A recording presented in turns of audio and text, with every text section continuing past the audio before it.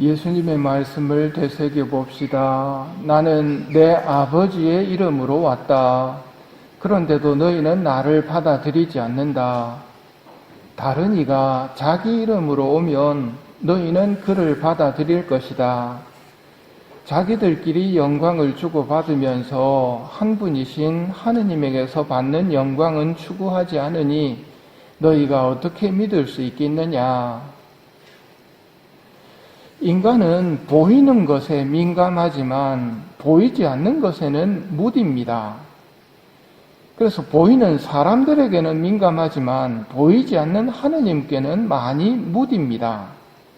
그러다 보니 하느님 대신 다른 보이는 것으로 대체하려고 합니다.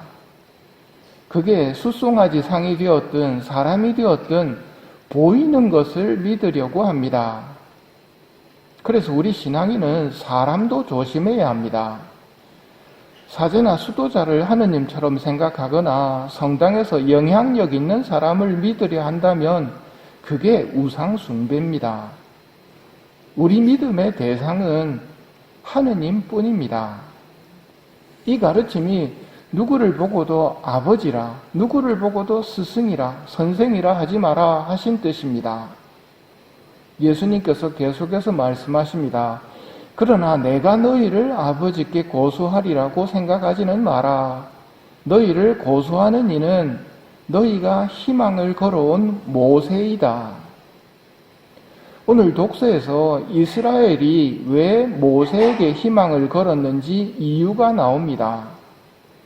하느님께서는 이집트에서 큰 기적을 일으키시며 이스라엘을 해방시켜 주셨고 홍해를 마른 발로 건너게 해주셨는데도 이스라엘은 하느님을 너무도 쉽게 잊어버리고 하느님 자리에 황금으로 만든 숫송아지를 올려놓고는 절을 하며 하느님께 죄를 지었습니다.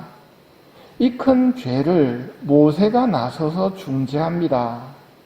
그래서 이스라엘은 자신들에게 떨어질 재앙을 막아준 모세에게 희망을 걸게 되었습니다.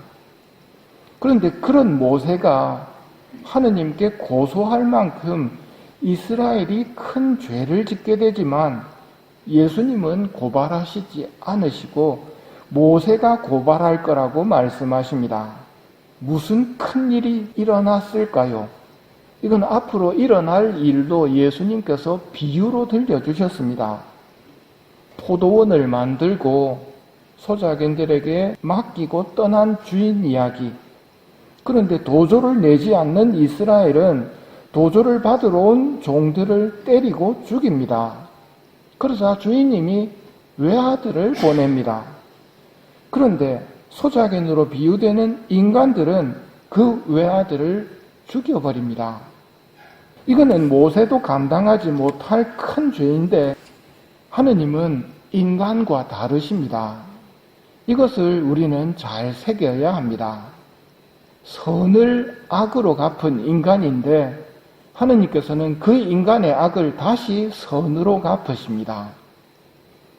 하느님은 세상을 너무나 사랑하신 나머지 외아들을 내주시어 그를 믿는 사람은 누구나 영원한 생명을 얻게 하셨네. 오늘의 복음 환호성입니다. 무슨 말입니까? 하느님의 아들을 죽인 죄를 보복하지 않으시고 희생된 아드님을 세상의 죄를 없애시는 하느님의 어린 양으로 삼으셨습니다. 쉽게 이야기하면 우리가 하느님의 아들을 죽였는데 죽을 죄를 지었습니다. 죽을 죄가 맞기 때문에 죽어야 됩니다. 그런데 그 죽음을 희생된 당신의 아드님의 죽음으로 대신하고 우리를 살려주시는 겁니다. 그게 하느님의 사랑입니다. 우리는 조건이 맞으면 사랑합니다. 성당 다닐만 하면 다닙니다. 그러나 조건이 좀 안 맞거나 불편하면 사랑하지 않고 다니지 않습니다. 하느님은 그런 사랑이 아니라 완전히 내어주시는 사랑으로 사랑하십니다. 그리고 우리에게 말씀하시지요. 너도 너에게 잘못한 사람을 용서해 주어라. 내가 너에게 자비를 베푼 것처럼 너도 내 형제에게 자비를 베풀어야 한다. 이런 하느님의 사랑 앞에서 우리가 조심해야 할 것이 하나 있습니다. 타성에 젖는 겁니다. 예비자 때 성당에 처음 와가지고 가장 놀란 것이 큰 십자가, 사람을 십자가에 달아놓은 저 십자가를 보고 놀랐다는 말을 들었습니다. 이게 타성에 젖지 않았을 때의 모습입니다. 어느 성당을 가든지 십자가는 가장 잘 보이는 곳에 있습니다. 거기에 사람이 달려 있습니다. 십자가는 크고도 크신 하느님의 사랑, 인간을 용서하신 하느님의 자비, 죄를 사하여 주려고 희생된 하느님의 어린 양을 보여주는 것입니다. 그런데 이 죽음 앞에서 타성에 젖게 되면 십자가에서 돌아가신 예수님께는 주의를 전혀 기울이지 않고 떠들게 됩니다. 하느님의 사랑도 모르고 어떤 대가를 치르고 나 대신 누가 죽었는지, 내가 어떻게 해서 용서받게 되었는지 전혀 생각하지 않을 때 빚어지는 일입니다. 십자가를 바라보십시오. 우리 인간이 무슨 짓을 했는지. 그런데 하느님은 용서를 통해 저 십자가를 구원의 도구로 삼아 주셨습니다. 이것이 하느님의 사랑입니다. 하느님의 크신 사랑을 온전히 깨닫고 성당에서의 예의를 지킬 수 있는 은총을 청하며 이 미사를 봉헌합시다.